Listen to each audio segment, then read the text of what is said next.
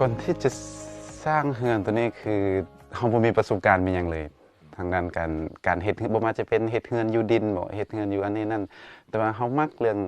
ความท้าทายเรื่องแล้วก็อีกอย่างหนึงคือมักขึ้นต้นไม้ตอนน้อยมักปีนขึ้นกกมักก้อมมักมุกมักขามอันนี้อันนั้นน่ะมักปีนขึ้นต้นไม้แล้วจึงรู้สึกว่าโอเคอยากเฮ็ดมีหยังสักอย่างให้มันออกมาเป็นแบบเป็นผลงานของตัวเองนี่นะร่วมกับทีมงานด้วยกันเนี่ยพอแต่มีโอกาสได้ปีนไต่และใช้เวลาอยู่เทิงต้นไม้บ่พอเท่าใดตุนก็ได้เห็นและสัมผัสความงามของธรรมชาติจากมุมที่เราบ่เคยเห็นมาก่อนเราหลงรักมันทันทีเฮาอยู่มุมสูงแล้วก็เบิ่งป่าไม้แบบว้าวตอนนั้นมันพอดีช่วงยามหนาวอีกมันงามมีหมอกน้อยนึงแล้วก็มีป่าไม้เขียวงามแล้วรู้สึกคือแบบความรู้สึกมันออโต้เลยนะแบบรู้สึกมักนอกจากได้อยู่กับธรรมชาติอย่างใกล้ชิดแล้วสิ่งหนึ่งที่ตุนได้พบเห็นในเวลาปลูกเฮือนต้นไม้ก็คือบรรดาสัตว์ป่าที่มาสอดแนมและทักทายเราเป็นประจำจนเฮ็ดให้ตุนอยากเอาความน่ารักของพวกมันออกไปให้คนทางนอกได้เห็นและชื่นชมนำสัตว์ป่าเฮาเบิ่งเฮาเห็นทุกๆมื้อน่ะเป็นนกเป็นอันนี้อันนั้นแต่ว่าคือเฮาเห็นคนเดียวคือเฮายืนอยู่นี่แล้วก็สมมุติว่าเห็นสัตว์ป่าหั่นก็เฮาเป็นผู้เห็นคนเดียวคนอื่นบ่เห็นคนอยู่ในตัวเมืองก็สิบ่เห็นแล้วมันจึงเฮ็ดให้เกิดแนวคิดว่าเฮาอยากใช้รูปภาพใช้วิดีโอเพื่อสื่อให้คนอยู่ในเมืองหั่นน่ะเห็นว่าความงามของธรรมชาติมันเป็นจังได๋ำ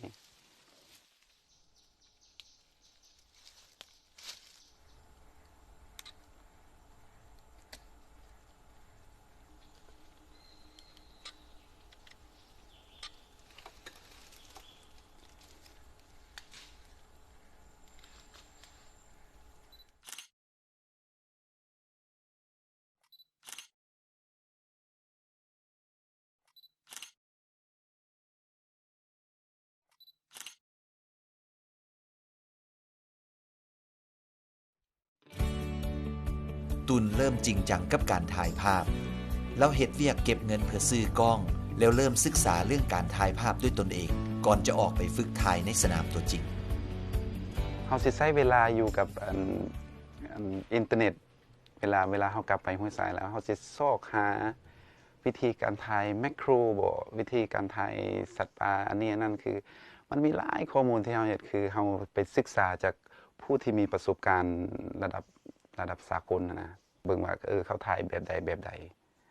ถ้าถ่ายแมคโครนี่อันอุปกรณ์ที่เฮาจะใช้มีหยังแดเป็นแฟลชเป็นเลนส์เป็นอะแดปเตอร์อันนี้คือได้ประสบการณ์จากอินเทอร์เน็ตแล้วเฮามาฝึกซ้อมตัวเองถ่ายแล้วถ่ายอีก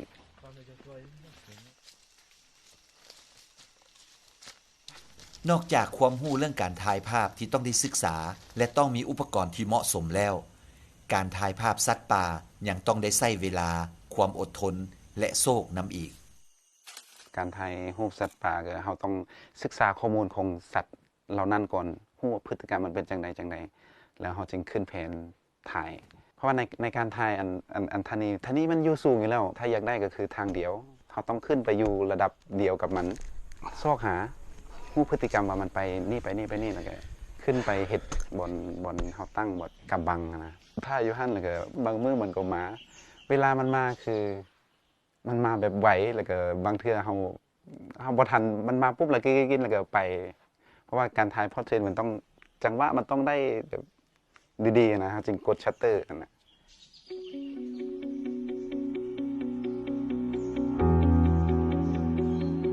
ความยากกว่าจะได้ภาพสัตว์แต่ละภาพที่สวยงามทางด้านเนื้อในและองค์ประกอบภาพโดยรวมเฮ็ดให้ตุนรู้สึกภาคภูมิใจทุกครั้งยิ่งมันถูกนำไปเผยแพร่ต่อสายตาชาวโลกเฮ็ดให้พวกเขาอยากเดินทางมาเบิ่งตัวจริงแล้วยิ่งรู้สึกว่าสิ่งที่ตนเองกำลังเฮ็ดอยู่นั้นมันมีความหมายหลายสำหรับตุนรูปภาพมันเฮ็ดหน้าที่หลายกว่าการเก็บบันทึกสิ่งใดสิ่งหนึ่งไว้เพื่อความทรงจำเท่านั้นตอนนี้เรานำใช้รูปภาพเป็นเครื่องมือหนึ่งในเวียกงานอนุรักษ์ป่าและสัตว์ป่าโดยทางอ้อมที่ผ่านมาผลงานของตุนถูก ถูกนำไปใช้อยู่ทางอินเทอร์เน็ตแผนผับติดตามสถานที่และวารสารต่างๆทั้งภายในและต่างประเทศต้องมีการใช้จ่ายนะและการใช้จ่ายหั่นคือไปอยู่ไสก็คือไปหาคนท้องถิ่นมาหาการปกปักรักษาป่าสงวนป่าไม้อยู่นี่